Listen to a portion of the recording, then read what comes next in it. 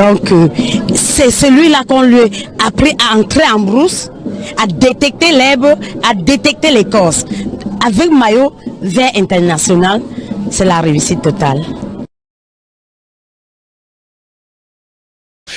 De retour sur ce plateau, après la question décalée de Lisna Téné, juste vous rappeler, très chers téléspectateurs, nous parlerons avec le docteur tout de suite des conséquences de cette maladie, conséquences naturelles et spirituelles. Alors pour cela, nous prendrons deux appelants seulement, vu le temps qui nous est imparti. Alors, docteur, quelles sont les conséquences de cette maladie sur nous, infection à chlamydia, conséquences naturelles et spirituelles? Monsieur Eliboma, vous savez, quand vous parlez des conséquences, je l'ai dit pendant que je développais sur cette émission, que les conséquences sont nombreuses. Mais j'ai envie ici de m'attarder sur les conséquences les plus directes. D'accord? Vous allez voir généralement des personnes qui ont des problèmes de conception. J'ai l'habitude de dire, vous êtes un homme, vous n'avez pas la chance de porter votre enfant en main. Moi je pense que c'est la plus grande punition qu'on peut avoir sur terre. D'où la conséquence directe de l'infection à chlamydia, c'est la stérilité. Il faudrait qu'on le dise. Chez l'homme comme chez la femme, c'est la stérilité. Parce que chez l'homme, par exemple, l'infection à chlamydia tue complètement tout ce qui est hormone sexuel. Ça veut dire quoi? Le sperme n'a plus de propriété. Vous allez voir, il devient astélospermie. C'est pour dire, avant même que le sperme arrive au niveau de l'ovule, qu'il est déjà mort. C'est la raison pour laquelle j'ai dit récemment ici que l'infection à chlamydia crée ce qu'on appelle une chaleur interne. Vous allez voir des personnes s'asseoir, le corps chauffe. À l'intérieur, ça chauffe. Et je vais encore préciser un détail qui peut même vous blesser, parce que vous parlez des conséquences. La conséquence également directe, c'est que ça vous expose immédiatement à contracter le virus du VIH-Sida. Beaucoup de malades aussi, beaucoup de malades d'infection à chlamydia ne le savent pas. Parce que le chlamydia trachomatique, c'est-à-dire que ce virus-là, cette bactérie, généralement, conduit immédiatement le malade d'infection à être exposé au VIH-Sida. Ça, c'est d'abord d'un. De deux, ça conduit les femmes à avoir ce qu'on appelle les grossesses extra-utérines. Peut-être que vous ne connaissez pas ce qu'on appelle grossesse extra-utérine. Parce qu'une grossesse extra-utérine peut aller jusqu'à supprimer les deux trompes de la femme. Et l'infection à chlamydia crée ce qu'on appelle également une inflammation pelvienne. Vous allez voir, quand on dit inflammation, vous allez voir au niveau de vos fallopies, de ce qu'on appelle les trompes. D'accord? Ça gonfle. Et quand il y a déjà inflammation pelvienne, mais monsieur Elibouma, pour la femme, elle va même croire qu'on l'a vendu au village. C'est la raison pour laquelle les détracteurs spirituels utilisent beaucoup plus cette maladie pour détruire la vie de plusieurs personnes. Et je dis encore, vous allez voir même certaines femmes, parce que nous sommes sur les conséquences, je préfère balancer comme ça rapidement, parce que je dis c'est beaucoup dans mon corps. Vous allez voir des femmes, pendant le saignement, c'est-à-dire les règles, comme on dit, les femmes ont un cycle menstruel, subitement, le cycle se coupe. Elle ne saigne plus normalement. Généralement, vous allez voir, elle va saigner avec des grosses boules noires. Vous allez même voir certaines femmes comme ça avoir un cycle complètement irrégulier. Ce n'est pas comme la saison pluvieuse ou la saison sèche. Parfois, ça vient, ça saute 5 jours, ça revient, après ça part, après ça vient. L'infection à chlamydia est une mauvaise maladie. D'où, pour beaucoup d'hommes qui vont se rendre compte qu'ils ont déjà des boutons au niveau des fesses qui partent même jusqu'au niveau de l'anus. Ça gratte. Et certaines personnes confondent même cela aux hémorroïdes. C'est une mauvaise maladie.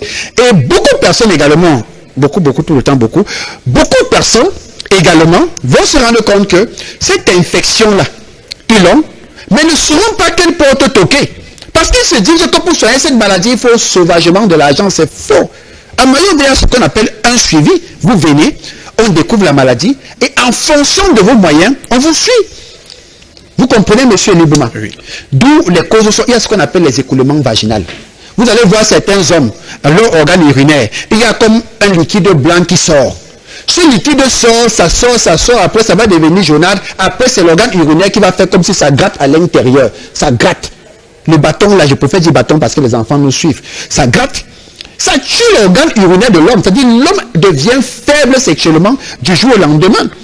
Il regarde la femme a toutes les formes qu'il faut, mais il ne peut pas l'envoyer au paradis. Vous croyez que c'est une infection aujourd'hui? Je ne peux pas dire qu'en termes de conséquences, je pense que c'est l'une des infections, c'est l'une des infections les plus cruelles qui existent aujourd'hui dans le monde entier. Et que tout le monde doit le savoir.